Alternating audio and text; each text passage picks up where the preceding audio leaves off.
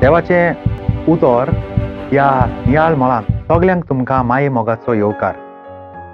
मोग हो पयलो आनी सगळ्यावून मोठ्या गरजेचो आनी त्या भायर गरीब लोकांक आपलो सांगात दिवंक ह्या सगळ्याचो परिणाम कितें जातलो हें जेजूक खबर आसली. आपलें मिसांव फुडें व्हरूंक जेजू लोजूंक ना.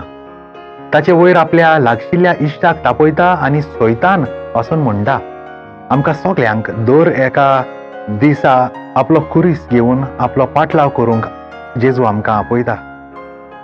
हेरीत भाशेन सैतानाच्या बुडवणेक पयस रावंक आनी जेजू क्रिस्ताचे खरे पाटलावदार जावपाक आमकां आयच्या शुभ वर्तमान आमंत्रण दिता. मागुया. मोगाळ बापा, तुजें उतर मानून घेवंक म्हाका तुजी कृपा दी. सोम्या जेजू क्रिस्ता, बापाची खुशी करूंक म्हाका तुजो आदार दी. पवित्र आत्म्या, जा तूं आमचो आलाशिरो आनी वाट. आमेन. म्हजे बराबर तुमी देवाचें उतर नियाळ्ळें देखून. देव बरें करूं.